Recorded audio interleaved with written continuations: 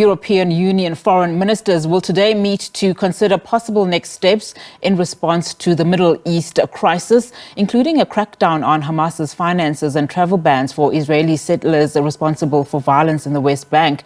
At a meeting in Brussels, ministers from the Bloc's 27 countries will also hear from Ukrainian counterpart Dmytro Kuleba as they discuss future security assistance to Kyiv. Now, for an update, we now cross to our correspondent Alex Cadier. Alex, thank you so much for your time this afternoon. Perhaps let's start with the importance of this EU meeting and what is likely to be decided, particularly around the war between Israel and Hamas. Well, it's certainly a very significant moment. It's a big shift in rhetoric at the very least. The fact that those potential sanctions against what the EU officials called extremist Israeli settlers in the West Bank, it's the first time that at least at the foreign minister level those options have been discussed. So it's certainly the EU certainly positioning itself as talking a little bit tougher towards those settlers, and again trying to find that balance in their response, and also discussing sanctions against Hamas and the financial backers of that organization. So certainly trying to strike that balance, trying to firm up its position. We've seen in the last few weeks member states like Belgium and Spain becoming stronger in their criticism of Israel, having the Israeli government pushing back against that as well. So certainly a landmark moment, because it's the first time at that minister's level that this will be discussed. Now, EU officials are not eager to provide details at this point. We asked them exactly what that could mean, the sanctions against the settlers. They said, look, it's too early to talk details at the moment. The member states are just figuring out exactly if they want to do this, then they can figure out how to do it.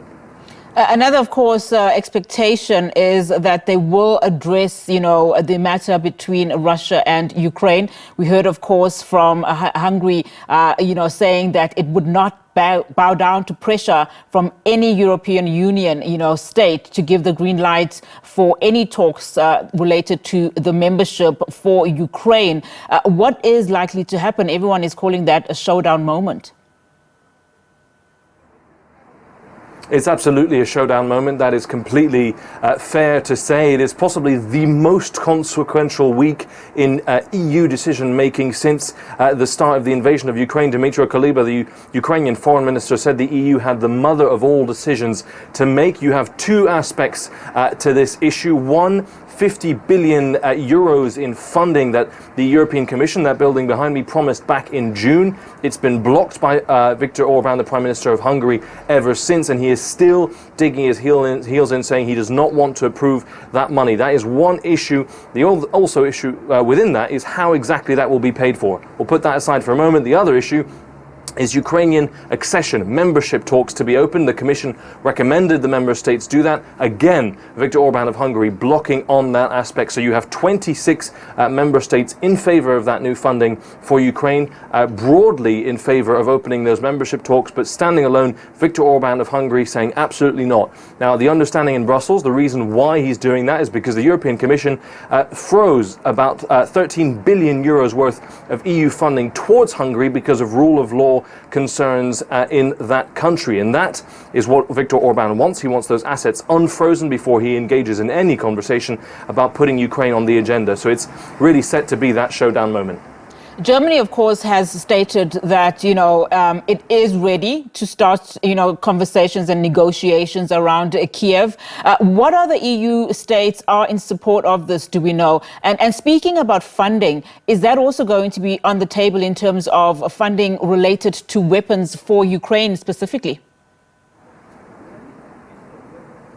Yeah, it's certainly going to be on the table on that question of funding, that 50 billion euros you mentioned. It's not just military support. The military support has come broadly from individual member states. We've seen Germany offering a very large package just a few weeks ago. That money is also to help the running of the Ukrainian state, to make sure those Ukrainian public services can keep operating despite Russia's invasion of Ukraine. So it really is a broad package of funding. Most countries are very much in support. Where there are disagreements among member states is exactly how to fund it, which European budgets should be reduced to be able to fund Ukraine, and which member states should be topping up those budgets. That is still to be debated, but only Hungary is blocking it. When it comes to those accession negotiations, that is crucial. That is really much the opening step into a country joining the EU. The fastest negotiation talks that have ever happened were Finland. That took 3 years. It's an opportunity for civil servants, for governments from either side to get together to talk about the detail, for the EU side to say to Ukraine, look, you need to reform this, you need to reform these issues, your economy needs to be ready to join the European Union. It is the opportunity to take a big step forward for Ukraine in joining the European Union, and that is why the Ukrainians are so eager that the member states find a way to convince Hungary to come on board. Of course, this is an important meeting then, particularly for Ukraine. Just speaking about the country, just talk to us about what the latest is on the ground as it relates to the Russia-Ukraine war. Well, the latest we've heard, at least from Ukrainian authorities, is that Russia is accelerating its winter offensive.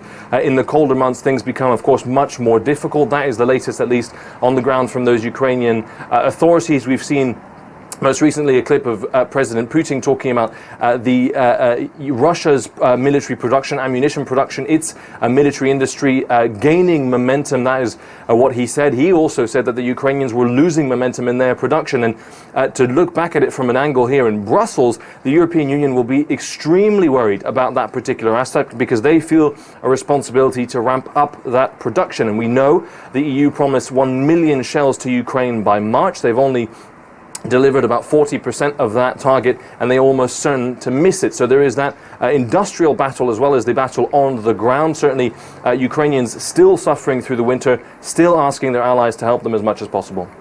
And of course, I don't think it helps matters when the U.S. legislators dropped that 6 billion rand aid package for Ukraine. But Alex, let's leave it there for now. Thank you so much for your update. Alex Cadier is our correspondent, just giving us the very latest in as far as that EU foreign ministers meeting.